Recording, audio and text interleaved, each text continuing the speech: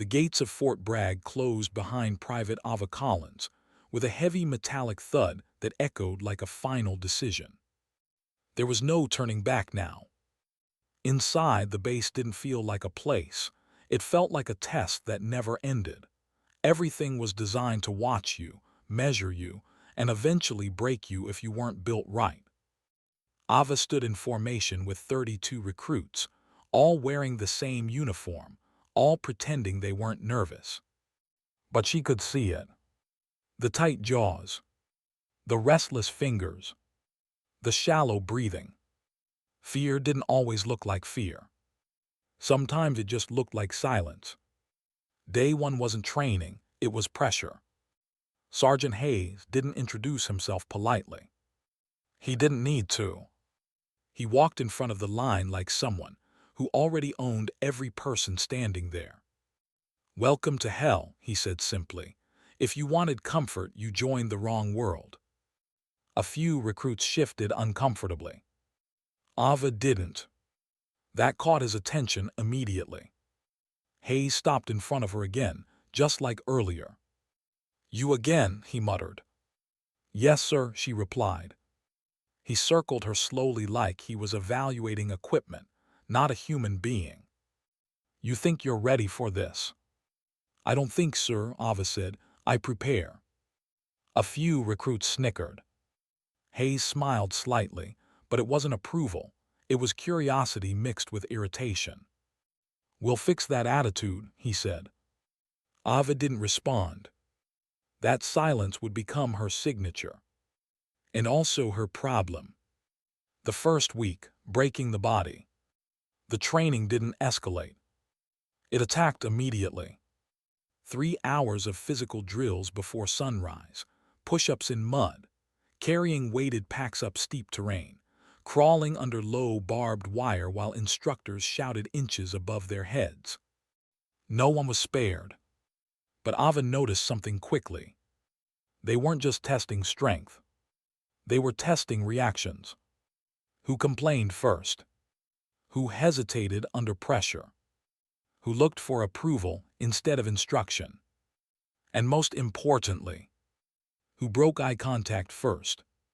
Hayes watched all of it, especially her, because Ava didn't react the way others did. When she fell, she got up faster than anyone else. When she was pushed back, she adjusted instead of arguing. When she was singled out, she didn't fight the attention, she absorbed it. And that confused him. The first humiliation. On the 5th day, Hayes introduced formation correction drills. It was simple on paper. Fall behind, get called out. Make a mistake, right arrow, repeat the drill alone. Slow the team, become the example.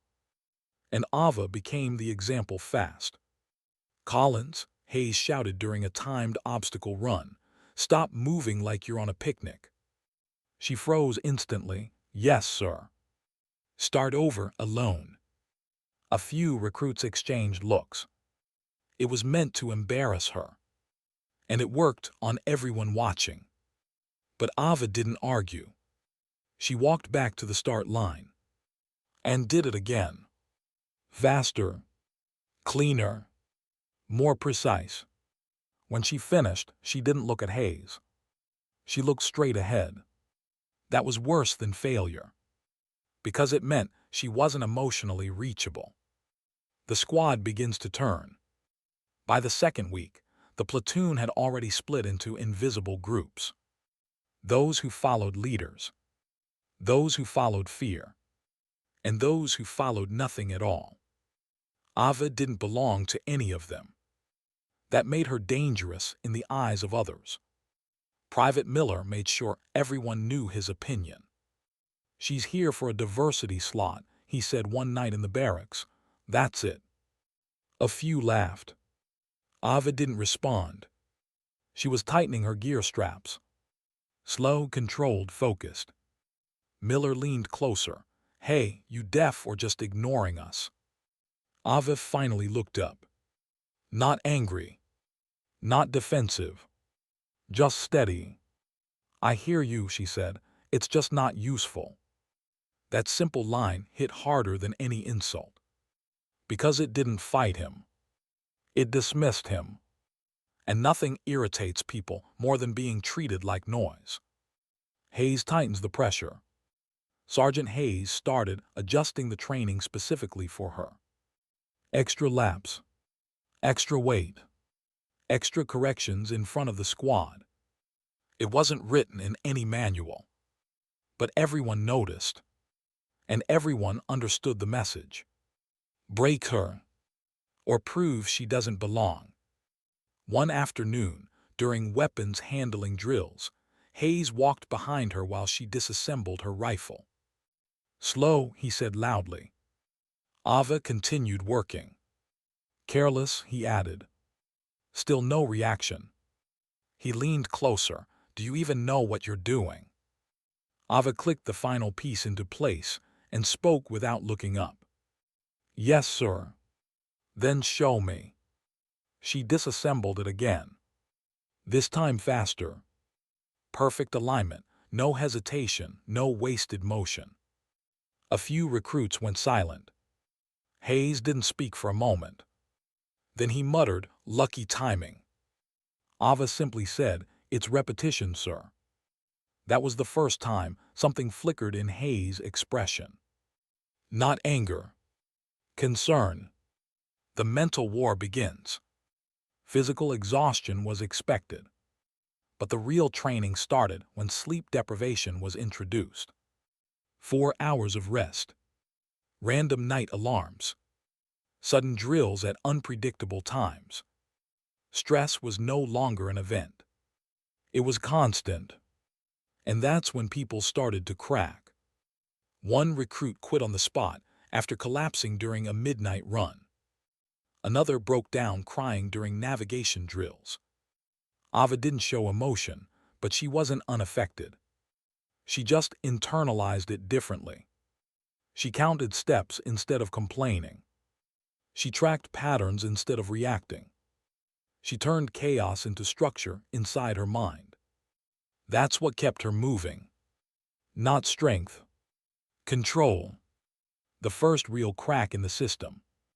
On the 9th day, Hayes introduced a new rule. No assistance during failure scenarios. It sounded simple, but it changed everything. If someone fell, you couldn't help them. If someone got injured, you couldn't slow down. If someone panicked, you had to leave them behind.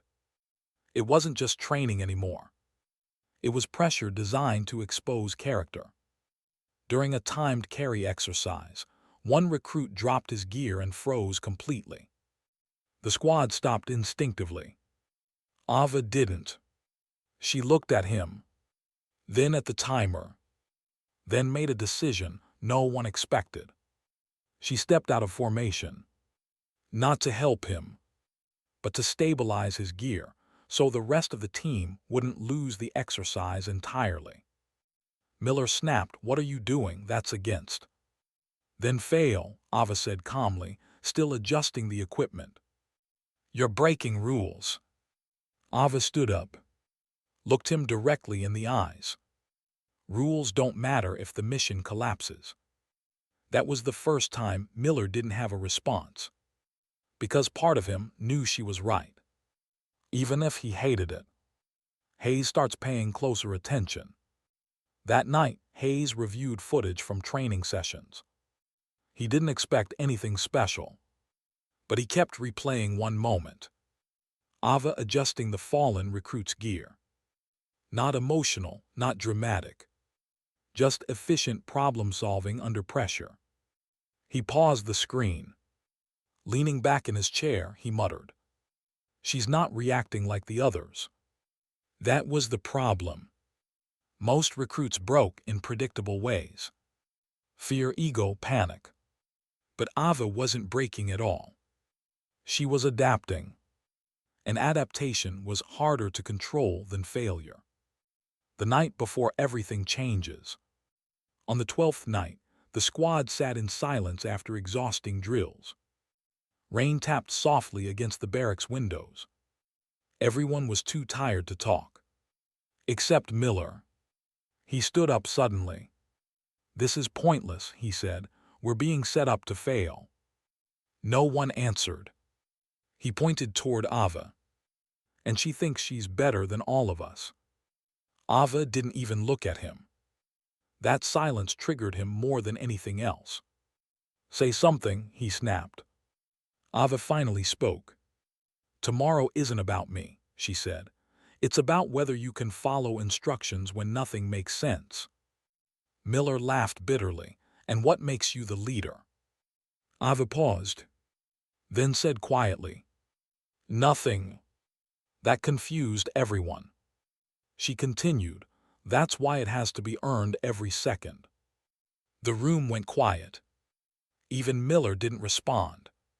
Because somewhere deep down, he knew the next day would change everything. And it did. The gates opened before sunrise. Cold air rushed in like it had been waiting all night. Ava stepped forward with the rest of the squad, boots hitting gravel in a steady rhythm that felt louder than it should have been. No one spoke. No jokes. No confidence. Just the heavy awareness that whatever came next wasn't going to be routine. Sergeant Hayes stood behind them, arms folded. "From this point," he said, "you are not a squad. You are independent units inside the same mission." That sentence landed differently for everyone. For some, it sounded like freedom. For others, it sounded like abandonment. For Ava, it sounded like intention. Because nothing in this training was accidental. Entry into the simulation zone. They crossed into the wooded training area of Fort Bragg Training Range, just as the sky began to shift from black to deep gray. The forest was dense, uneven, and deliberately disorienting. Paths split without warning. Terrain dropped suddenly. Visibility disappeared within seconds of moving forward. This wasn't a trail. It was a trap of confusion. Miller stayed close to Ava without admitting it. Another recruit, Diaz, moved slightly behind them. The rest scattered into loose formation instinctively. Ava noticed something immediately. No one was waiting for instructions. That was the first mistake. First signal drop. 10 minutes in, their communication devices crackled. Then died. Static replaced structure. "Radio check," someone called out. Nothing came back. Then the forest answered instead. A loud simulated explosion echoed somewhere ahead. Not close enough to kill, but close enough to panic. And it worked. 2 recruits broke formation instantly, running toward the sound like instinct had taken over logic. "Stop," Ava shouted. But they were already gone. Miller turned sharply. "We should regroup." Ava interrupted. "Regroup where? You don't even know where they went." That silence hit harder than the explosion. Because it was true. Hayes watches the collapse begin. Back at the command station, Sergeant Hayes observed everything through thermal overlays and drone feeds. An instructor beside him spoke quietly. "They're fracturing faster than expected." Hayes didn't look away from the screen. "Good," he said. The instructor frowned. "Good." Hayes nodded slightly. "We don't need a squad, we need to see who rebuilds one." His eyes stayed fixed on Ava's movement pattern. She wasn't chasing noise. She was tracking direction. That distinction mattered. Ava takes control without taking authority. In the field, Ava stopped moving. Miller almost bumped into her.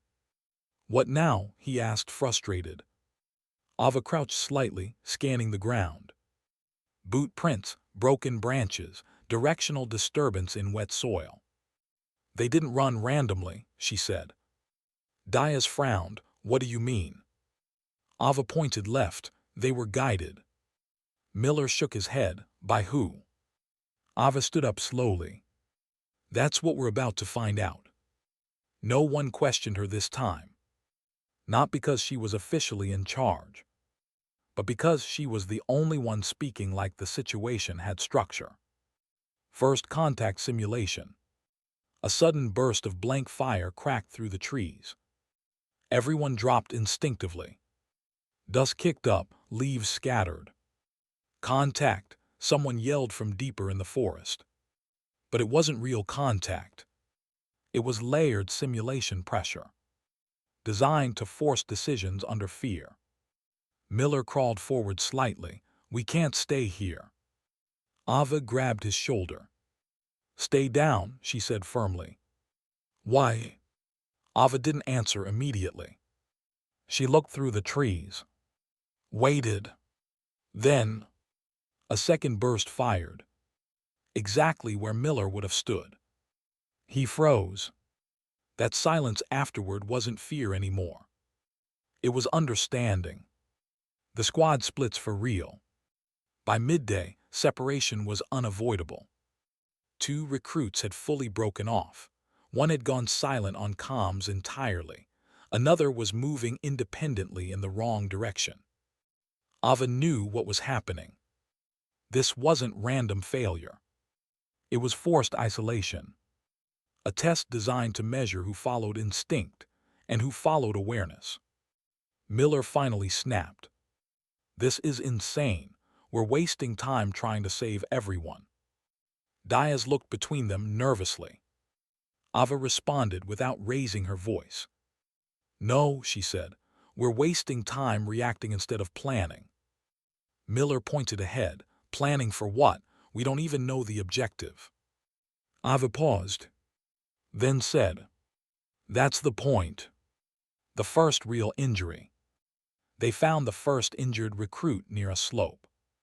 Twisted ankle, breathing fast, panic rising. He looked up immediately. I can't move. Miller exhaled sharply. We leave him, that's protocol. Diaz hesitated. Ava knelt beside the recruit. Checked his condition quickly. Stable, not critical, but immobilized. Miller stepped closer. Ava, we can't carry him and complete the mission. Ava didn't look at him. We don't have to carry him, she said. Then she adjusted the recruit's position slightly, stabilizing the leg. We stabilize, then we move as one unit. Miller shook his head. That's not how they want us to operate. Ava finally looked at him. Then maybe they're testing whether we think or just obey. That sentence hit differently, because it reframed everything. Hayes changes the pressure again. Back at base, Hayes issued a quiet order. Activate secondary stress layer. Immediately, environmental difficulty increased. Terrain markers disappeared. False sound signals intensified. Visual confusion patterns activated through smoke release zones. The forest became less predictable, more aggressive, and more disorienting. One instructor spoke again. You're pushing them hard. Hayes replied calmly. I'm not pushing them. I'm removing excuses. The ambush pattern emerges. Ava noticed it first. The movement patterns weren't random. The forest activity followed rhythm. Left pressure, pause, right pressure, silence, then escalation. She stopped walking. Everyone else did too. Miller frowned. What now? Ava lowered her voice. It's a loop. Diaz blinked. A loop. Ava pointed toward the trees. Every engagement zone repeats distance intervals. They're hurting us. Miller scoffed. Hurting us where? Ava didn't answer immediately. Then said, toward the extraction point. Silence. That realization changed everything. They weren't lost. They were being guided. Trust begins to form under pressure.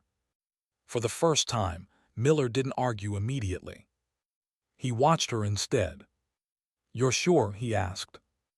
Ava nodded once. Patterns don't lie. Diaz spoke quietly. If you're wrong. I'm not, Ava interrupted. Not arrogant. Certain. That certainty became the first thing the group started relying on. Not her authority. Her consistency. Second contact, the test of discipline.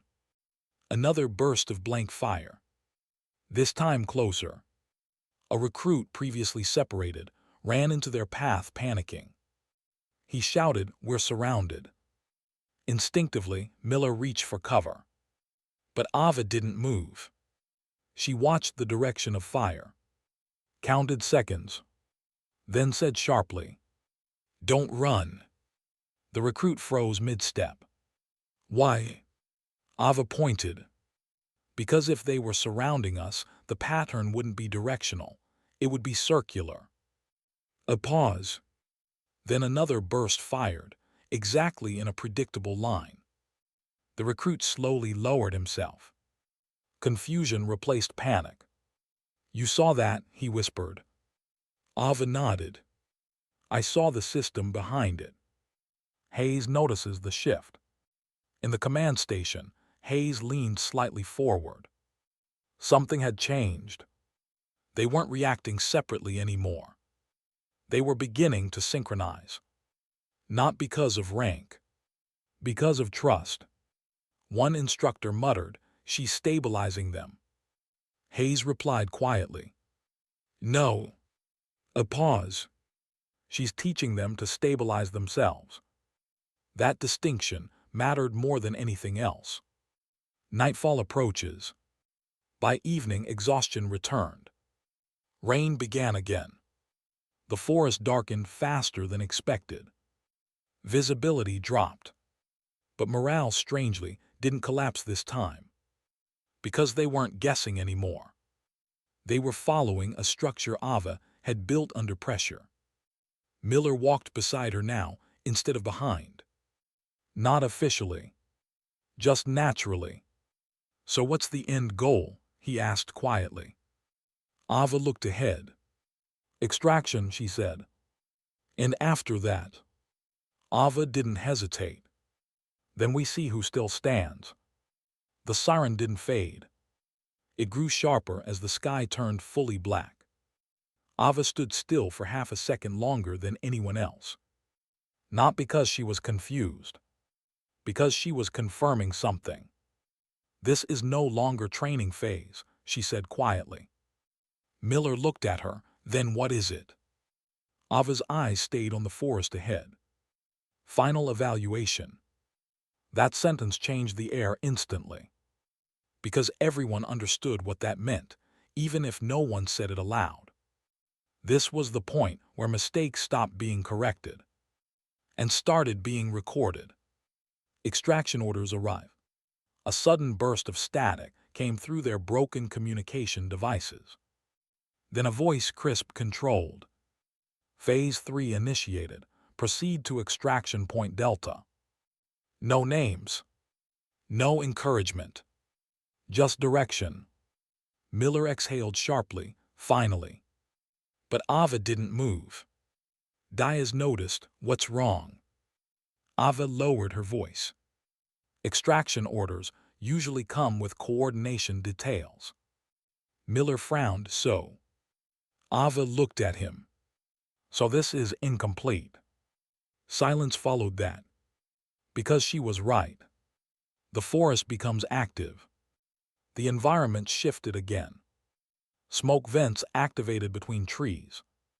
Red illumination markers flickered faintly in the distance. The forest was no longer just confusing. It was now actively guiding and blocking movement simultaneously. A layered system, designed to simulate battlefield unpredictability and psychological pressure. Miller tightened his grip on his rifle. "I don't like this." Ava replied, "You're not supposed to." They moved forward anyway. Because there was no other direction left. The first internal fracture. Halfway through movement, one of the remaining recruits, Private Harris, stopped suddenly. "I can't do this," he said. Everyone froze. Miller turned sharply. "What are you talking about?" Harris shook his head. "This isn't training anymore. This is punishment." Diaz stepped closer. "We're almost at extraction." Harris cut him off. "You don't know that." Ava stepped forward slowly. Her voice was calm. "You're right," she said. That surprised everyone. Harris blinked. "What?" Ava continued. "We don't know anything for certain. That's why we rely on patterns, not fear." Harris shook his head. "I'm done." He stepped backward into the trees. Miller shouted, "Don't." But it was too late. Harris disappeared into the smoke. And the group lost another member.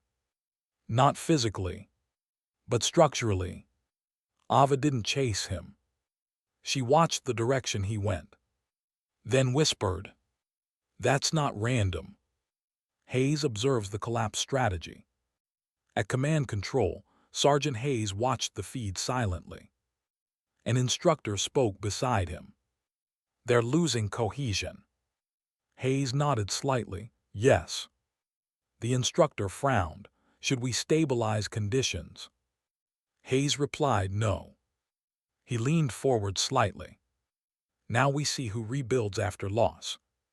His eyes stayed fixed on Ava. Because she wasn't reacting emotionally.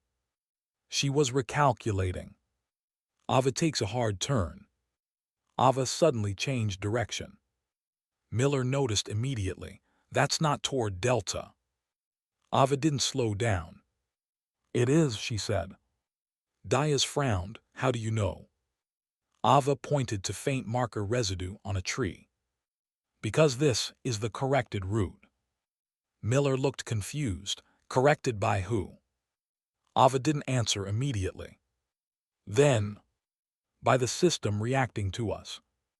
That line didn't fully make sense to them. But they followed anyway. Because hesitation had already cost them too much. Second betrayal emerges. As they moved deeper, they found something unexpected. A dropped equipment cache. Belonging to their own unit. Miller crouched. "This is ours." Diaz nodded. "Someone dropped it." Ava looked around. "No," she said quietly. Miller looked up. "What do you mean, no?" Ava pointed to the placement. "This was staged." Silence. Miller stood slowly. "Staged by who?" Before Ava could answer, a sudden loud crack echoed through the forest. A flare shot into the sky. Red light flooded everything. And then, movement. Vast. Too fast to be natural terrain shift. And suddenly, simulated hostile markers activated around them. They were surrounded. The extraction becomes a trap. Voices came through broken comms again. Unknown contact detected. Proceed with caution. But the direction didn't help. Because there was no safe path visible anymore. Miller raised his rifle. "This is insane." Diaz shouted, "We're boxed in." Ava didn't panic.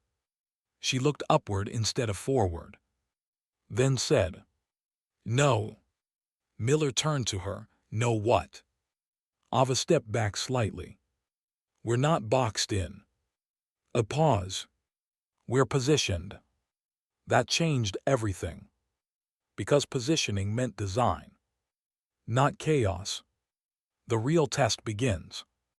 Suddenly, multiple training drones activated above the trees. Red lasers scanned the area. Movement sensors triggered. The simulation escalated into full operational pressure mode. Miller shouted, "We're being targeted." Ava moved instantly. Down. They dropped as a sweeping scan passed overhead. The forest lit up in pulses of red. And for the first time, it felt real. Not simulated. Miller looked at Ava. "What do we do?" Ava's voice was controlled. "We stop reacting." She pointed toward a gap between scan patterns. "We move between cycles." Diaz blinked. "That's impossible timing." Ava responded, "Then we make it possible." Ava's first leadership breakthrough. She didn't wait for agreement. She moved first. Low, fast, controlled. The others hesitated for half a second. Then followed. Miller struggled but adapted. Diaz stayed close. For the first time, the squad moved as a synchronized unit, not because they trusted orders, but because they trusted timing.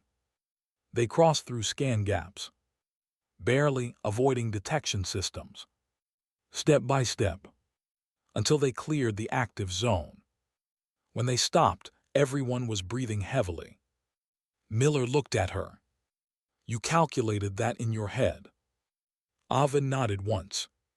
Miller muttered, "That's not normal." Ava replied simply, "Neither is failure." The truth about Harris revealed. As they advanced, Diaz suddenly stopped. "Wait." He pointed at something on the ground. Footprints. Fresh, but wrong direction. Miller frowned. "That's Harris." Ava crouched, examined it, then said quietly, "He didn't leave on his own." Silence. Miller's expression tightened. "You think he was taken?" Ava stood up slowly. "I think he was redirected." That word changed everything, because it implied control, not chaos. Hayes tightens the final pressure. Back at base, Hayes watched the situation escalate. An instructor spoke carefully, "We're losing participants." Hayes replied, "We're losing assumptions." He leaned forward. "Increase final phase pressure." Immediately, visibility dropped further. Sound distortion increased. Movement tracking became less predictable. The forest turned into pure uncertainty. And Ava noticed instantly. Her expression changed slightly. Not fear. Recognition. "This is the final layer," she said. Miller asked, "Final layer of what?" Ava answered, "Decision pressure." The final push toward extraction. They moved faster now. No hesitation. No debate. Only structure. Ava led them through collapsing pathways, shifting terrain, and simulated fire zones. Every step felt like threading through invisible traps. Miller finally asked, "How are you still seeing all this?" Ava didn't look back. "I stopped seeing it as environment," she said. "It's a system." Diaz whispered, "And we're inside it." Ava nodded. "Yes." The betrayal twist. Just as extraction point Delta appeared in sight, a loud alert sounded. "System override active." Miller froze. "What is that?" Ava stopped walking. Her eyes narrowed. "That's not part of the exercise." Suddenly, the extraction path changed. Blocked. Redirected. Miller turned to her. "Tell me that's normal." Ava's voice dropped slightly. "It's not." Silence. Then she said the final realization. Someone inside the system is adjusting outcomes. That meant something terrifying. This wasn't just training anymore. It was being judged in real time. The forest didn't feel like a training ground anymore. It felt like a decision room built out of darkness. Red lights pulsed through the trees in slow, deliberate intervals. Not chaotic, not random, controlled like a heartbeat watching them breathe. Ava stood still. Miller stood a step behind her, gripping his rifle tighter than necessary. Diaz whispered, "Did it just call your name?" Ava didn't answer immediately, because she was listening to something deeper than the voice over the speakers. She was listening to the system behind the voice, and it was speaking clearly now. "You are not in the exercise," the voice repeated. "You are the subject of evaluation." Miller finally snapped, "This is some kind of mistake." Ava shook her head once. "No," she said quietly, "it's not." That single word changed everything again. Because mistakes get corrected, but evaluations get completed. The system fully activates. The forest around them shifted in layers. Paths that existed seconds ago disappeared. New corridors opened where there was only trees before. It wasn't just simulation anymore, it was adaptation. Something was responding in real time. Ava stepped forward slowly. The extraction point, Delta, was visible ahead. But now it looked different. More like a checkpoint. Less like an exit. Miller noticed it too. That wasn't there before. Ava replied, it was always there. We just weren't supposed to see it yet. Diaz swallowed hard. So what now? Ava looked straight ahead. Now we finished the evaluation. The final gate. They reached the clearing. At its center stood a structure that didn't exist in earlier phases, an observation tower embedded into the forest training zone of Fort Bragg. Lights flickered along its frame. Silhouettes moved inside. Waiting. Watching. Miller slowed. That's command. Ava nodded. Yes. A loud mechanical hiss echoed. A door opened. A voice came through, no longer speaker-filtered but direct. Subject Collins, enter. Miller grabbed her arm. Ava, don't, this could be a trap. Ava looked at his hand, then gently removed it. It already is, she said. And I've been inside it since day one. Inside the command chamber. Ava stepped into the structure alone. The door closed behind her with finality. The room was bright, too bright after the darkness. Screens lined every wall, displaying her movements from the entire training cycle. Every step, every decision, every hesitation. At the center stood Sergeant Hayes. But he wasn't alone. Higher-ranking officers stood behind him, silent, observant. Hayes spoke first. Do you know why you're here? Ava answered calmly. Because I didn't break. A slight pause. One of the officers raised a hand. Incorrect. Ava looked at him. He continued, you're here because you adapted faster than predicted variables. Another officer added, faster than any candidate in this cycle. Miller's voice crackled faintly through an unseen monitor outside the room. He was still listening. Ava stayed quiet. Hayes stepped forward. You weren't part of the squad evaluation, he said. You were the control subject. Silence hit the room harder than any explosion in the forest. The truth revealed. Hayes turned slightly, gesturing toward the screens. All recruits were tested against conditions. A pause. But you, he said, looking directly at Ava, were testing the conditions themselves. Ava's expression didn't change, but something in her eyes sharpened. One of the officers continued.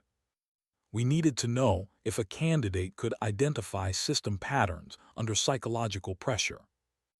Another added, and then override them without authority. Hayes concluded quietly.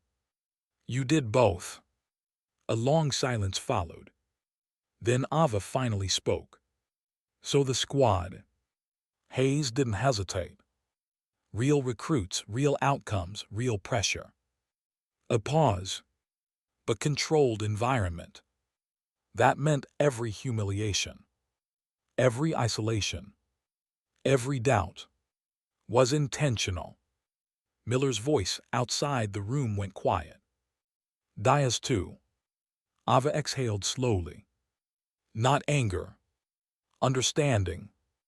The breaking point that was never meant to break her. Hayes studied her carefully. You never asked why you were targeted, he said. Ava replied, because I already knew. That surprised him. She continued. People don't single someone out like that randomly. It's always directional, always purposeful. One officer leaned forward slightly. And yet you didn't resist emotionally. Ava answered. Emotion wastes time when you're being measured. A faint silence followed. Then Hayes said the real purpose. We weren't building soldiers. A pause. We were identifying command-level thinkers. The offer. The room shifted tone. No longer interrogation. Now selection. Hayes stepped forward. You are being offered advancement beyond standard rank structure. Ava blinked once.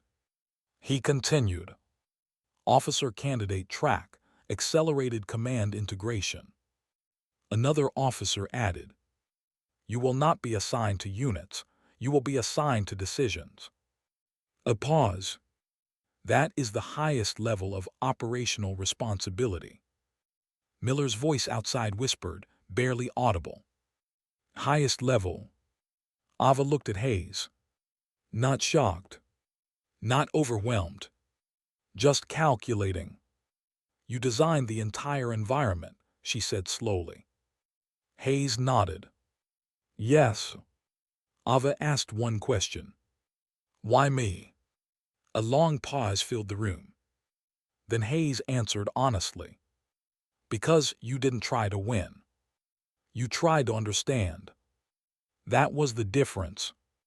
Final test, the last question. The screens changed. A final scenario appeared. A simulated mission outcome with two conflicting objectives. Save the squad. Complete extraction protocol. But both could not be achieved simultaneously. Hayes spoke quietly. Make your final decision. Ava looked at the simulation. Then at the officers. Then at Hayes. Miller outside held his breath. Diaz didn't speak. Ava stepped forward slightly and said, You already know what I'll choose. Hayes narrowed his eyes. Do we? Ava nodded. You built this system to measure leadership under impossible conditions. A pause. But leadership isn't choosing between impossible outcomes. She looked at the simulation again. It's redefining what the outcome means. Silence. Then she made her decision. Change the structure. One officer frowned. Explain. Ava continued. Split command authority. Remove binary constraint. Introduce adaptive prioritization based on real-time survivability, not static objectives. The room went silent. Hayes stared at her. Then slowly, something like approval formed in his expression. That was not the assigned answer, he said. Ava replied calmly. It was the correct one. System response. A long pause. Then the simulation changed. New outcome accepted. Structure OVRIDDN. Adaptive command model enabled. One officer whispered, She just rewrote the evaluation logic. Hayes nodded slightly. Yes. He turned toward Ava. You didn't pass the test. A pause. You redesigned it. The highest rank. The room went quiet. Then Hayes stepped forward. For the first time in this program's history, he said, we are issuing a dual designation. He handed her a sealed insignia case. Ava opened it slowly. Inside was not standard rank. It was a command designation marker. Hayes spoke clearly. You are no longer evaluated as a recruit. You are now classified as a tactical systems officer candidate. A pause. The highest operational training designation in this program. Outside, Miller went completely silent. Diaz exhaled like he had been holding his breath for hours. Ava closed the case. Not smiling. Not reacting dramatically. Just understanding the weight of it. Final scene, the walkout. The door opened behind her. She stepped outside. The forest was quiet now. No sirens. No flashes. Just night air. Miller and Diaz stood waiting. Miller looked at her first. So what happens now? Ava looked at both of them, and for the first time, her voice softened slightly. Now you stop surviving tests. A pause, and start building them. She walked forward, not as the girl they humiliated, not as the recruit they underestimated, but as the one who understood the system well enough to rewrite it. Ending. Behind her, the structure dimmed. Inside, the officers reviewed the final logs. Sergeant Hayes spoke quietly. She didn't break. A pause. She evolved. And somewhere in the system, a new designation flashed. HIGHST rank achieved. Unclassified command proto-IP.